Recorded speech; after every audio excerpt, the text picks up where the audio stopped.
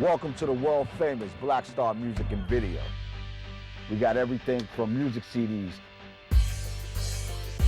classic black film, street documentaries, magazine, Streets Most magazine, Dawn Diva, As Is, Glow magazine, Selling magazine, 212, whatever hot magazine in the street, all the classic books that's hitting the shelves right now, movies, whatever you need. And I know you heard about that world famous jump off section at Black Star. It's still here, just even better than ever. Come check us out, 128 Lenox Ave, or hit us online, blackstarvideo.com, bringing you the black experience.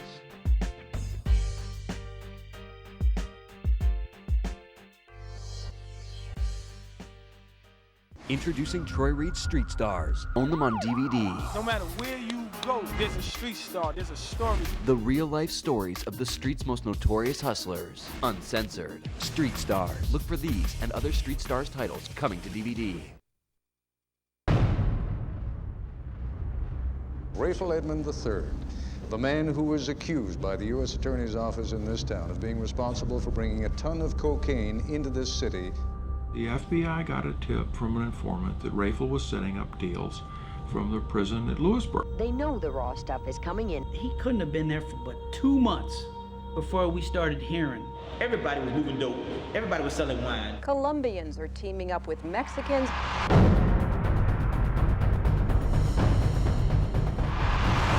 He was still able to do drug trafficking in a bigger and better way from prison. Ray was bringing probably about 500 to 1,000 keys into D.C. Guess who his cellmate was? Made friends with a Colombian who was a serious dealer. The third largest cocaine dealer in the world.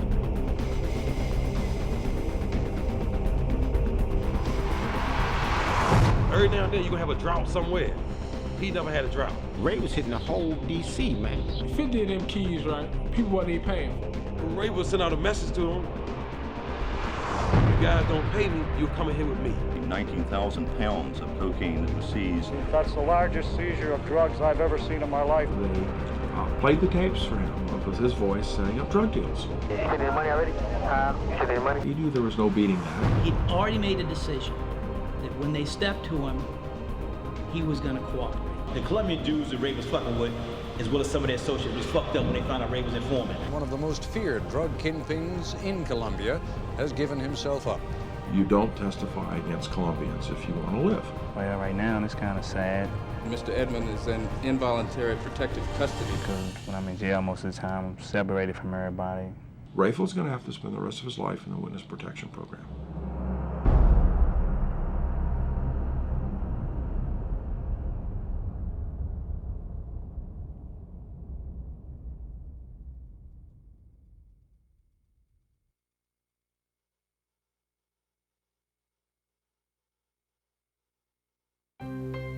If you wanted something more from life, you had to go outside to get it. If you can't get money here in Harlem, you can't get no money nowhere.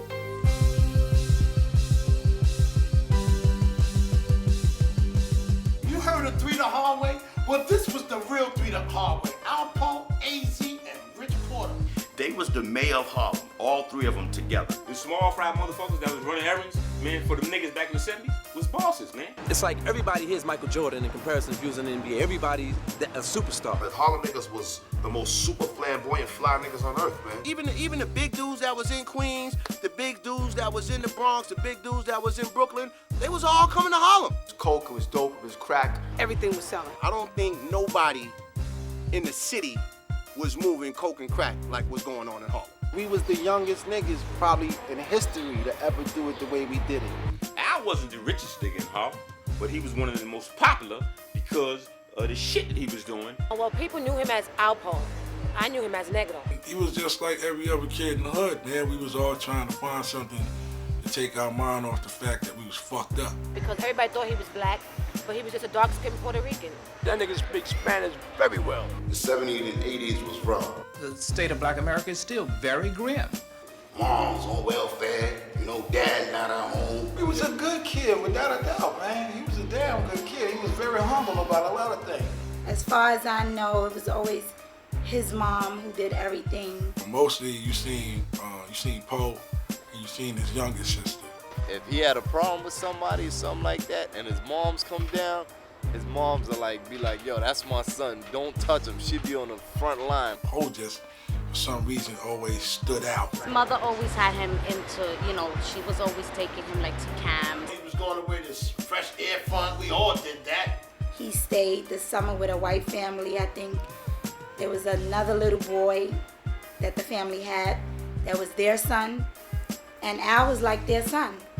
You know, he spent every summer with the same family. They always wanted him back. He was just part of the family. We just accepted him to come. We just liked to have him every year. He really was a good kid. Nobody, I can't imagine anybody not liking Albert, and that proved to be the case once he got here. You know, when your first time you met him, you just liked him. He adapted to that, which was good, because you was able to see how different people grow up. Going to the boys club, wanted to be a Marine, wanted to be a cadet. And they loved him over there. I mean, you can go to 3rd Avenue on 111th Street, and his pictures were everywhere. If you didn't have a strong structure, it's like you could easily lose it because you'll be outside, you know, learn how to try to make a buck. We have a community filled with drugs, and on the streets we have young people who seem hopeless and are hopeless. They ain't have no guidance by looking at the motherfucker that was working. The nigga that was working was struggling. It was 3 of us. Me, Poe, my man, Mario, you know what I mean? And us 3 like that, you know, we was about money, man. Like any other kid, he didn't want to be depending on his mother all the time. Anybody that know East River Project is right on the drive. So we would take a garbage can and throw it on the FDR drive. And now to slow the traffic down, then we'll go to the back. When it congest, you know, niggas just walking alongside the barrier till you see that white chick with that purse open, with that yak or that nice diamond chain or whatever, and we just yap it. Jump back over the wall and run through the projects. But I guess that didn't work out for him. He got a phone call from his mother, I think, asking if he could come up here. When he came up the last time and we asked him what trouble he was in, eventually when he told us, he said he was a runner. You know, and we, you know, I think he said that was carrying drugs or something from one place to another. I really remember when he was real young, and a certain OG around the way had him on the corner. Yeah, Alpo used to work for me back in the days and shit, you know? And he was out there hustling, and I was like, yo, what that nigga doing out? Why he always out there? He said, man, that nigga, you know, he's selling that shit. You know, Poe be the first one out, be cold as hell. So Poe was really trying to get that money. I seen he really want that money. You know, you gotta be out there 6 in the morning to fuck with that heroin and shit. So Alpo used to come get a nigga at 5:30. We still be sleep. Poe come out, you know, be early in the morning, and he have a knot to already, because he done caught them fiends, you know what I mean? That nigga started popping, he was about 13. He was like one of the youngest cats out.